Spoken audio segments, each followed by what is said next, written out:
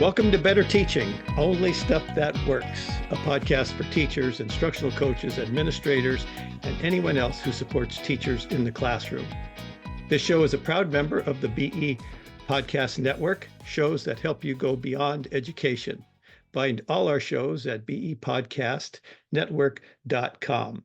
I am Gene Tavernetti, the host for this podcast, and my goal for this episode, like all episodes, is that you laugh at least once and that you leave with an actionable idea for better teaching. A quick reminder, no cliches, no buzzwords, only stuff that works. My guest today is Vida John. Vida is a math tutor who helps students who are preparing for math contests like AMC or are studying for math using art of problem solving. And I'm going to tell you how I became aware of Vida because the whole math contest thing is absolutely new to me. But Vida is obviously a listener. She wrote me a note with a question about some content on one of the podcasts. And then she ended the note by saying, I haven't laughed once, which I thought was hilarious. And so I had to reach out. And so Vida, I'm so excited you're here today. Thank you for being a guest. I only criticize my favorite things. I reserve my harshest criticisms for the thing that I'm the biggest fan of. And I'm a big fan of the podcast, which is why. No, that's so sweet. I think my last guest corrected me within the first minute on some fact that he thought I got wrong. So you're in good company, Vida. So Vida, like I said, this is something that's brand new to me, the idea of math contests. The only thing that I have in my background to compare it to, which I don't think it is the same, but you could tell me, is how some schools have math teams. Is it the same? Is it different? Talk a little bit about exactly what the math contests are that you work with students with. Right. So a math contest is basically a paper test, like you would take a test in school. The difference is that each problem is very unlike the problem that came before it and the problem that came after it. So the first problem on your math contest will be about pre-algebra. The second one might be geometry. The third one might be a probability problem.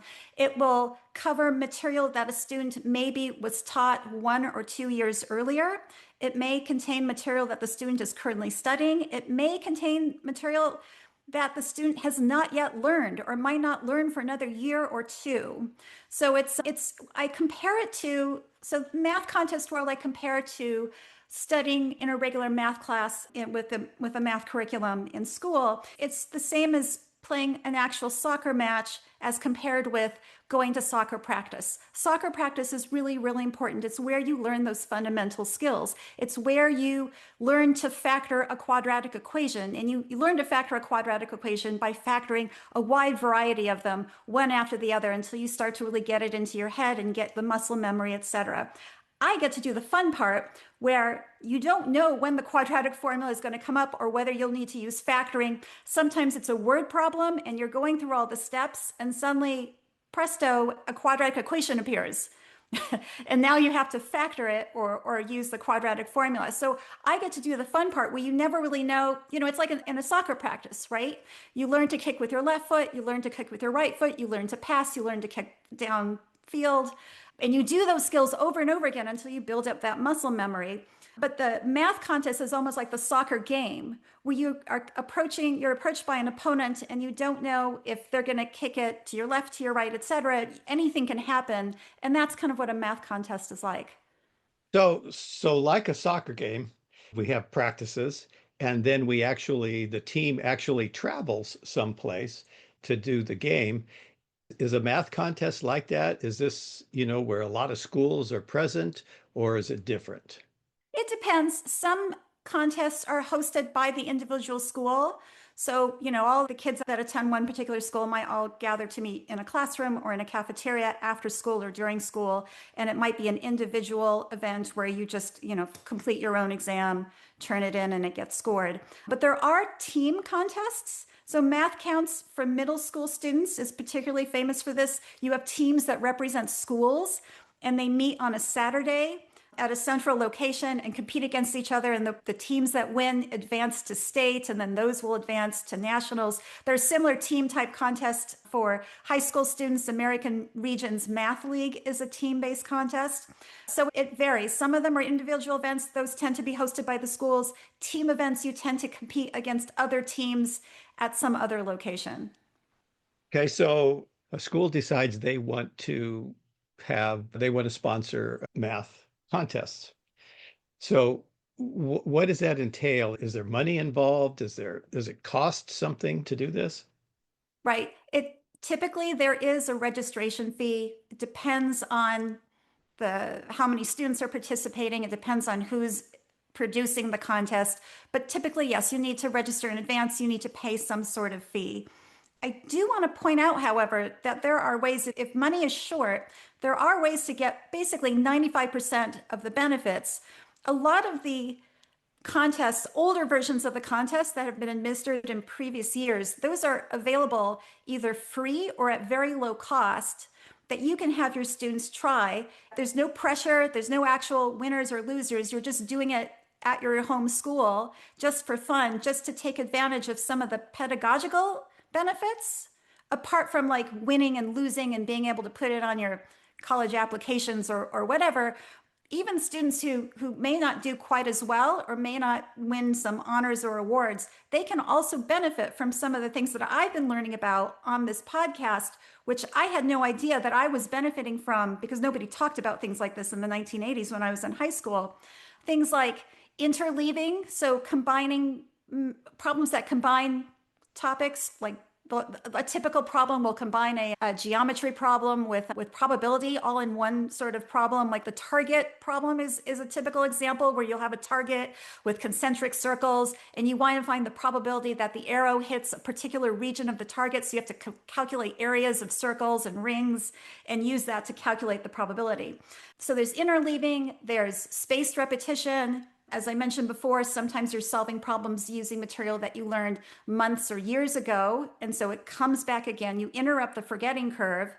And now it's your brain understands, oh, this quadratic formula is really, really important because after 6 months, I'm seeing it again in a new context.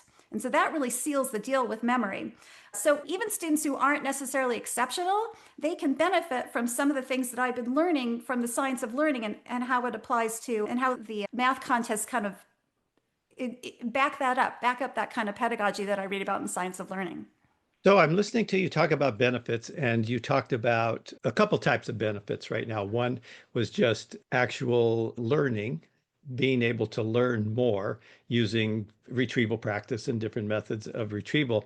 But then I think you were starting to talk about benefits of actually being on a team, like moving forward in your collegiate career or just moving forward, that it looks good. It's one of those things that looks good on your applications. Did you say that, or am I making that up?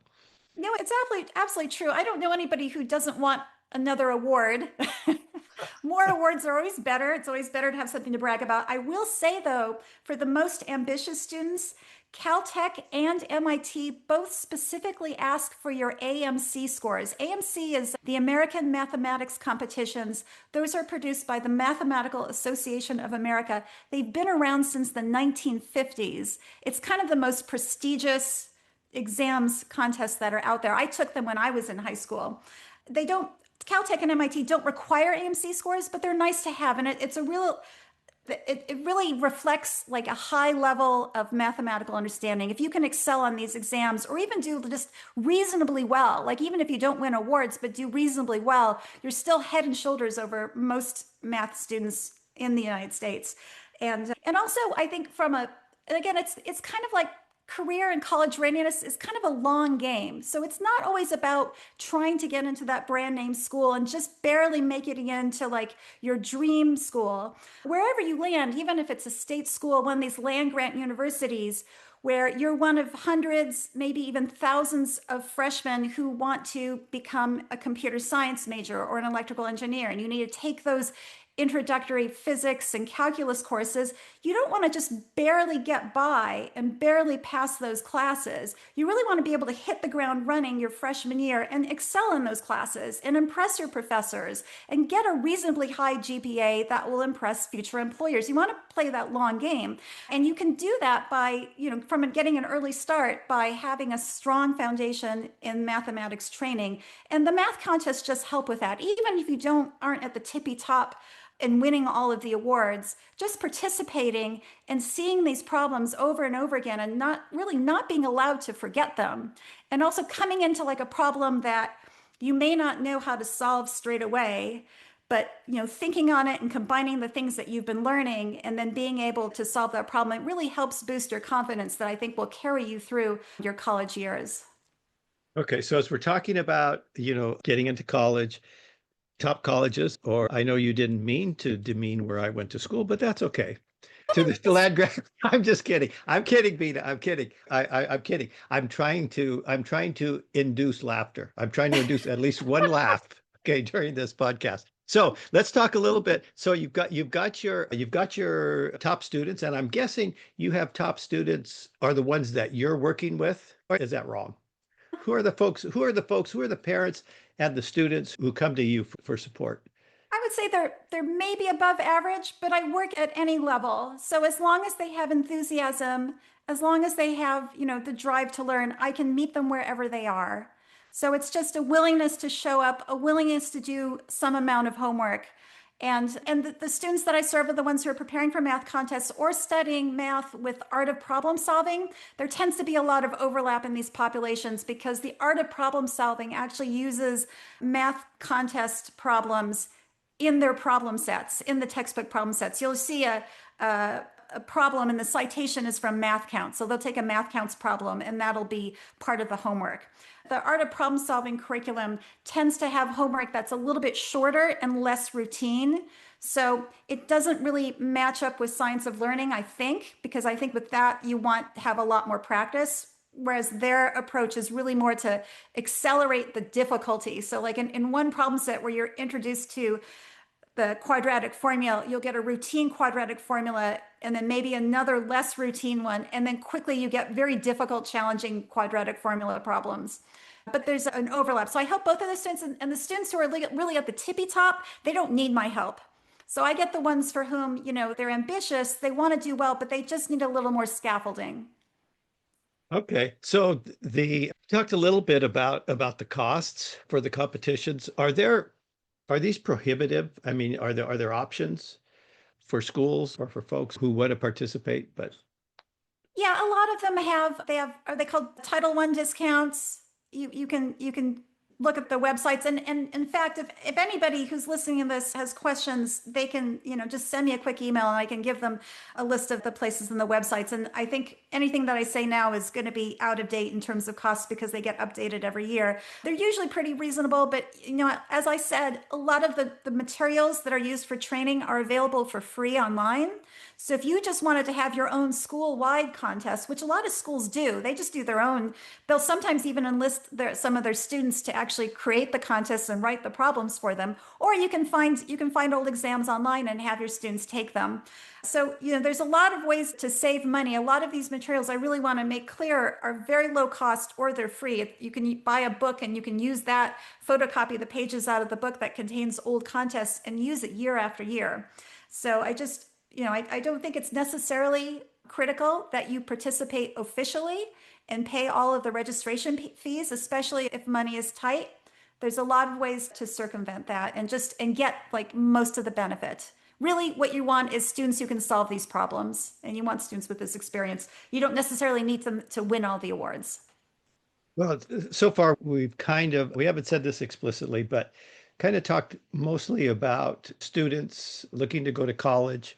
Is this throughout all the grades, these math contests throughout all the grades? Yes, I would say starting as early as, well, Math Kangaroo starts in grade 1.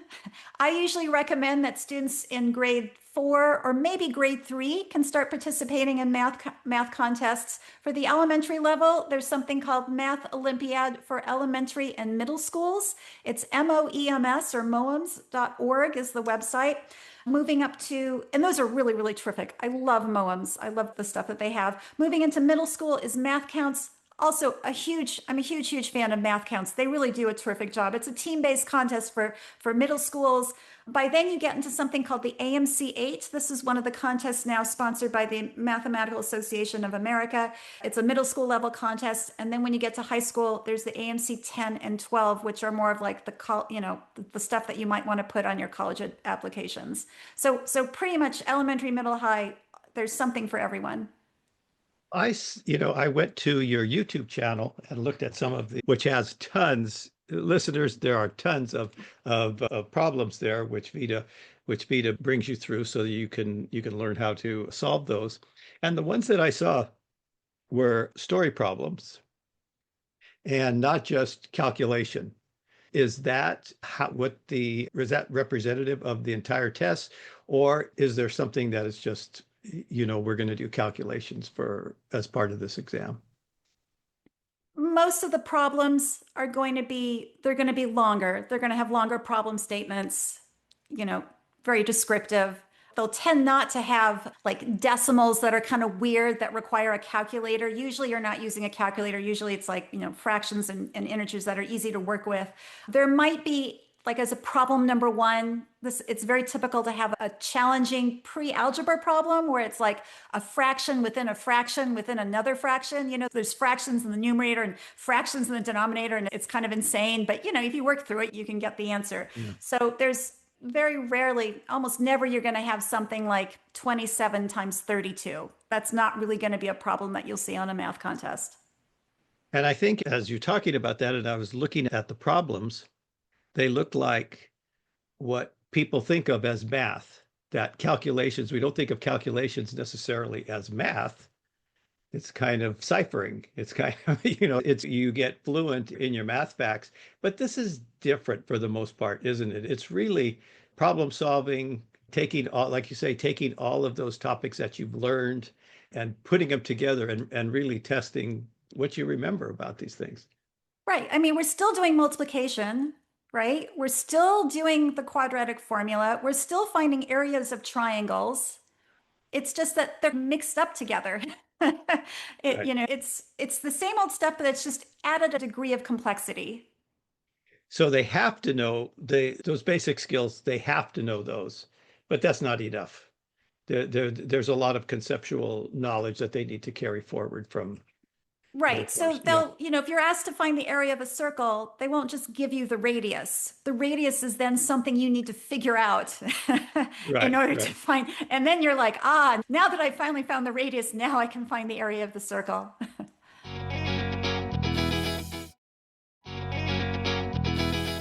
So I don't know. I'm going to put you on the spot here. I don't know if you listened to my podcast with Sarah Powell about solving word problems, story problems, Mhm. but she talks about, especially in the, well, K8, I guess, she talks about looking at story problems, having the students find, some schema that they're able to recognize what to do based on the structure of the problem. So I'm kind of interpreting that and thinking about what you've described of these problems, that it has, they might have to find a radius. It doesn't say find the radius necessarily, but they're going to know that they're going to have to find the radius. They're going to have to know, I was thinking of the sample problem, they're going to have to know vertical angles. They're going to have to know various things. And by recognizing that those are the things that go into this problem, then they can develop a strategy for solving it. Does that make any sense, what I just said? Yeah, I think what that triggers in my mind is sometimes there are clues as to how to approach to solve a problem. So one, like my classic example is if you're looking at a triangle and it has a bisected angle, that's a really strong clue that the angle bisector theorem is going to come into play. It just, there's certain Yes, things like yes. that. A Yes. lot of it's just from experience. Sometimes, how do I describe this? You'll have a line, like a drawn segment in a diagram, and it sort of seems to end kind of prematurely in a way that's sort of like a gut feeling. Like, why is it just sitting out there in outer space when what I really want to do is extend the line? Right. And when I extend the line, it creates a triangle. And oh, I know how to find the area of a triangle. And yada, and it kind of gets you going. So sometimes it's really, and a lot of it's just experience. You see enough of these problems and like, oh, there's my bisected angle. Well, let's try angle bisector theorem and see if it helps. I also model that sometimes I'll get really married to an approach like angle bisector theorem. That's got to be it. And it turns out it's not at all how to solve the problem. And I've Right. just Right. thoroughly embarrassed myself. So, and I try to model that like that we sometimes you just don't know. And that's the other key difference is you're not told how to solve the problem. You're basically going in blind without a map. You're being asked to try to solve a problem in a certain way and hope it works. And if it doesn't, you need to backtrack and try a different way. I'm pretty notorious for giving up pretty quickly. Like, oh, this really isn't working. Here, let's try this other thing instead. Then we go down the second solution, and that's looking kind of hairy. And then I back up again, saying, no, let's go back to the first one. And we'll Yeah. keep going down this path and see. And it's like back and forth, and I can't decide which way I want to solve it. But sometimes that's just what you have to do. It's like walking into a grocery store that you've never been to before, and there are no signs. Sometimes the only way you know when what is in a particular aisle is you just have to walk down the aisle and look around. That's Well, kind of what some of these problems are. and you're walking down and if you're in the grocery store and you've been in grocery stores before, you know that if there's cookies at the end of the aisle, there's probably going to be crackers, Ah, good. in that aisle as well. And so I think that's what you're saying. I think that's what you're saying. We're looking for these clues based on what we have learned so far. We're going in blind in that we don't know what the problem, where it might take me, but I know which tools to use based on those things that you said. And so you can't teach how to solve every problem, but a you're teaching a problem solving strategy that's based on all of the content that they've learned, everything from geometry, everything, just like you said, there's this line that doesn't look anywhere. Where have we seen that before? Why does this look weird? Is Right. that, am I describing how you're talking about it? Thank you. Thank you. Yeah, the grocery store metaphor really works well because people get used to the fact that the refrigerators are often in the back, the freezers are often in the middle, produce is, on the left or the right far side. So, yeah, you're not totally going in blind. Also, I also want to make clear that I'm often speaking about the most challenging problems on a contest. For the elementary students, it's a little more obvious. For the elementary kids, you're not often going down one path and trying to solve a problem and having to backtrack and go. That's really more at the high school level. So Yeah. I don't want to scare people off. Also, I want to make clear that typically, this is very typical of a contest, the easiest problems are at the front of the test and the hardest problems are at the end. So if you want to use this somehow in your classroom and you think 90% of it is just too much and too discouraging, you can just print off page one and it contains like the 5 easy problems. Right. and Right. and Okay. give that to your students. And now, because I'm curious, my question for you, Jean, some of the things seem to align really well with the science of learning, but to my mind, what doesn't align very well is on these exams, students are going to see stuff that they haven't been taught before. And I know that's kind of an equity issue because you'll have some of the kids who have seen it before and others who haven't. It gets discouraging. I'm just wondering, do you feel like that's a problem as far as the science of learning goes, that, that students are going to be exposed and expected to solve problems that they haven't seen before? Well, my first response off the top of my head is doesn't have anything to do with science of learning. It has more to do with what's happening with students now in screens and games and in that, oh, I didn't get it. Oh, I'll just start the game over. And so there isn't a lot of perseverance. But I think what you're saying, and I'm going to leave science of learning aside for a second, but I think what you're saying is that it's more of, rather than science of learning, I think it's more of what I've been advocating a lot is teaching some form of the scientific method. identifying what's the question, and then before we do anything else, like what given the what I have in this problem, what's everything I know about this? Getting back to your line, and then Right. okay, I can bisect this, and now I have a triangle, and now what do I know about triangles and all of those things? Because one of the math practices is perseverance, but perseverance on the things that we know. It's not just beating your head against the wall. And then the so that's part of my answer. The other part of my answer is the idea that there's a strategy in these, and I think I read it somewhere, or I heard you say it in another podcast, is that there's a strategy in these math contests, and that is, get as many done as you can, and don't expect if you get half, you did pretty good. Oh, You know, yeah. so there's a whole different mindset from these kids who are used to getting, 90%, 100%, and say, no, did you have a strategy? What did you do? Did you work the strategy and you didn't get anywhere? No problem. You Right, did right. well. I'm so, so glad that you brought that up because there's been so much grade inflation in the schools. And if anything, in the math contest world, there's been reverse grade inflation. The exams have actually gotten harder. But it's always been the case that you really have to lower your expectations as to what constitutes a good score. A typical award that a high school student will get, and this is a very impressive award, if you take the American Mathematics Contest, and you're in like the top 5% or so of students, about 7,000 students a year, qualify to take the American Invitational Mathematics exam. It's a very prestigious thing. It's nice to include on your college applications, et cetera. In order to qualify, you have to get about 2/3 of the problems on an AMC correct, which in any other universe, that's a D. So like, you're leaving like, like a third of the exam is blank. You're getting a D, and now you're like head and shoulders like one of the best students in the United States, and you've got something that's impressive that's going on. So you really want to make it clear if they're participating officially, especially for elementary kids, who really ride their hopes on getting 90%, 95%. I mentioned the math Olympiad for elementary and middle school students. Those test papers have only 5 questions. So if you're calculating percentages, you miss one and now you're already down to an 80%. And if you've got a kid who thinks an 80% is a fail, then you've got to Right. manage that expectation. I've seen kids when they're first starting, they get 0 correct, right? Because they're just kind of thrown by the fact that they're not routine problems. So Right. you Right. really, there's ways around that, right? So you can just present problems like one at a time, get them used to solving like each individual problem. So it doesn't really seem like it's an exam. They're just learning how to solve like one particular problem. Or you can just, warn them in advance if they think they can really grok that idea that, getting 0 is okay.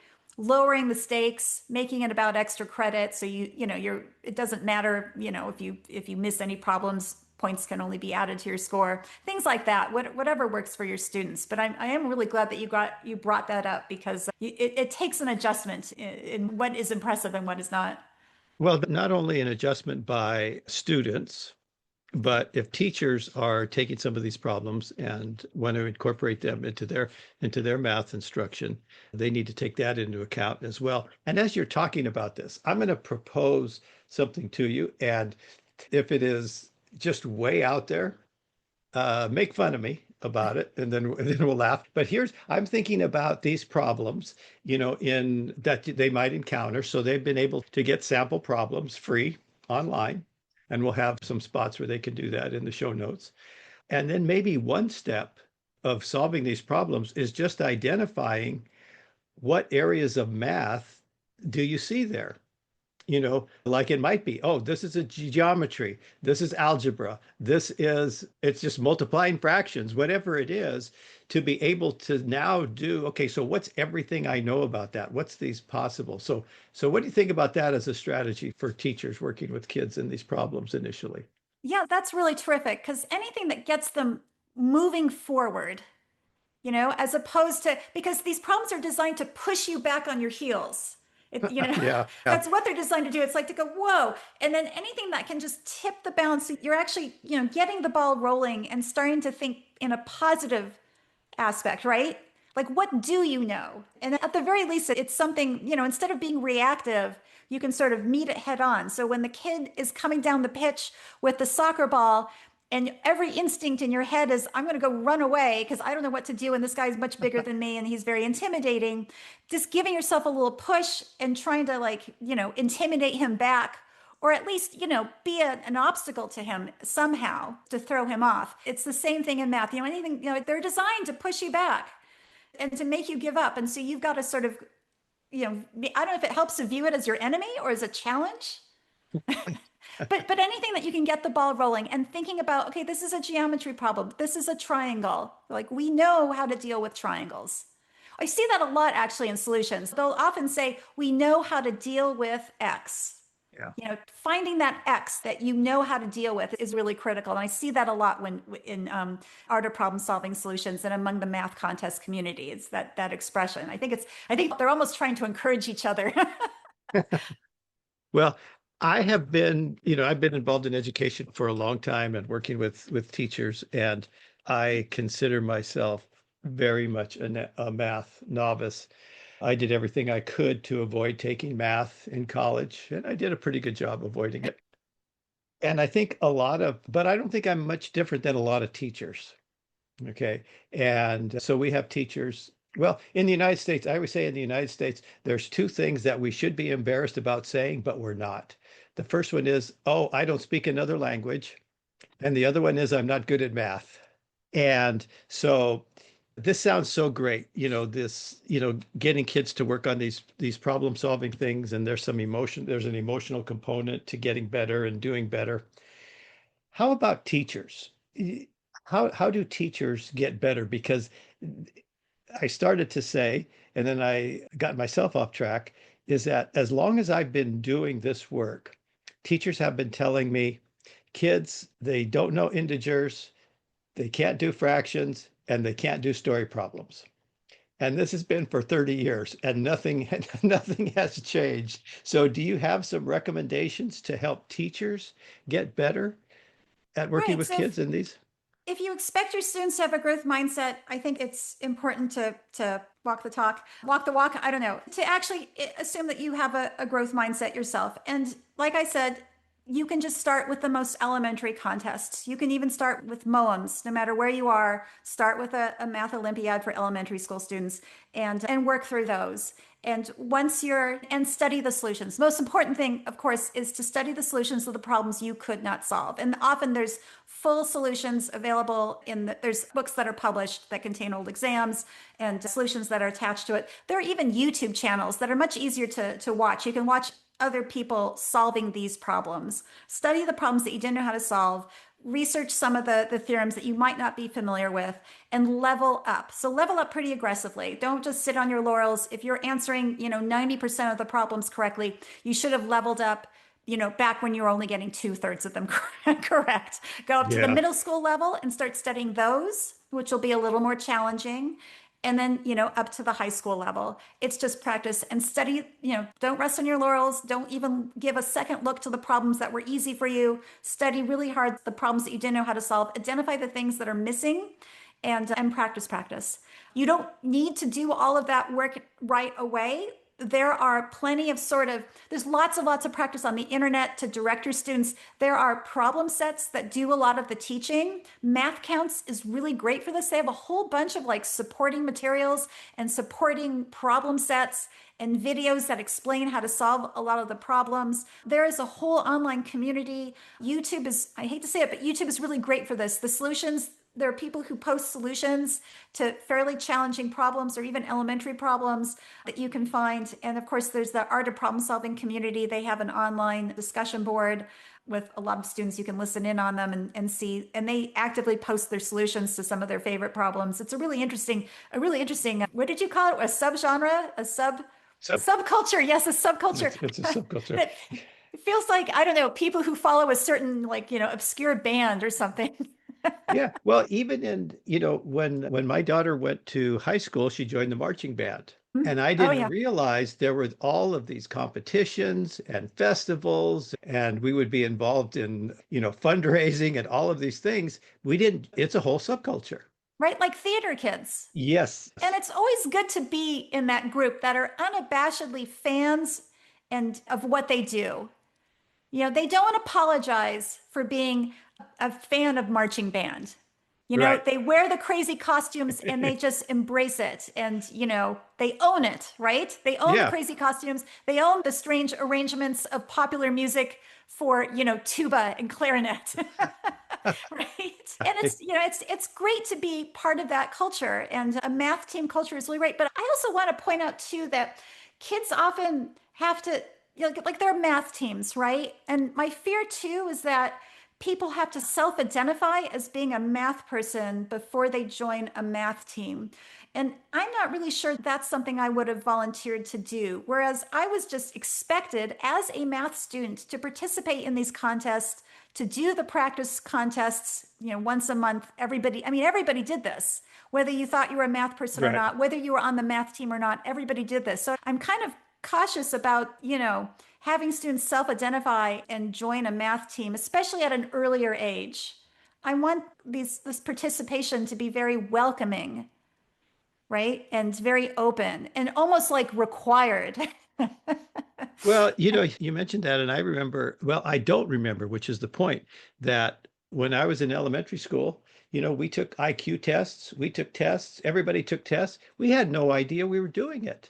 And one day, 30 years after I was out of high school, I needed my high school transcript for something, and there was my IQ score. So I think what you're saying is, or what I heard you say, is that we can give these problems to everybody with the idea that we don't expect you, do the best you can. We're going to have given you some sort of strategies. I want you to, maybe it's early. It's just, identifying whether this is an addition problem or a subtraction problem, or, how many different, operations are there, so that there is some way to tackle it that is not, I don't get it, because we have provided, some practice and allow them to do it. And I want as many students as possible to at least have the exposure. I just feel like if we just let the students self-identify as members of the math team, we're going to lose a lot of kids who could have been on the math team but thought they weren't very good right. at math. And by making making everyone do these sorts of activities and try to solve these sorts of problems on a regular basis, not every day, you know, obviously they need time to actually learn their curriculum and learn these standard algorithms and learn the formulas and the theorems, but expecting everybody at least maybe once a month or so to solve a more challenging problem or a series of challenging problems, maybe like 5 of them. I feel like getting everyone involved is a really good idea. And then you prevent people who sort of self identify as not good at math and never really get the chance to see these problems. Because I feel like it just fits in so well with so many of the things in the science of learning that a lot of students could benefit from. Right. Vida, is there anything else you wish I'd asked you, or anything else that you would like to say? See, I think, well, one thing I'd like to ask is so what is your impression of math contests for teachers in school? What would you recommend they do based on how I described this? Or do you feel like this is a little bit of crazy talk? Well, Well, I think our last few minutes, discussion, I think that's how I could see it happening. That, very early, it's, just this is what we do. Everybody goes out when they're 5 years old and play soccer. You're using your soccer analogy. So, we don't have to be that good. And we could try, and again, setting up that culture of, this is one of those things. I'm not a great fan of the term, growth mindset, but I could see, here we're going to do this problem or a couple problems from the math contest, and we're going to see how we do to start. And you could set up that culture where it's okay to not be that great at first. And then, okay, and now we're going to do it. Guys, you've been working so hard this month on math. Let's go back. And you could even do the one you did before, Hmm. to show growth. There are just so many ways that, our teachers, we've got some really talented teachers, and really that are motivating kids, that I think we could channel that motivation into these math things, and again, it doesn't have to be, you don't have to tell them this is a contest. This is just, Right. these are some problems that some good math students do. And I think you guys are ready for it. What do you say? And then you go do it. But I liked, I always have, you know, I always ask people who are going to be on the podcast to have a question for me. And again, Vida, you make me laugh. May not make you laugh, but you make me laugh. You said, I loved what you said in your question. You said you prefaced it by be honest. So honestly, this whole thing was foreign to me, and it makes more sense now. And I really appreciate you being on the show. Anything else? Any last words?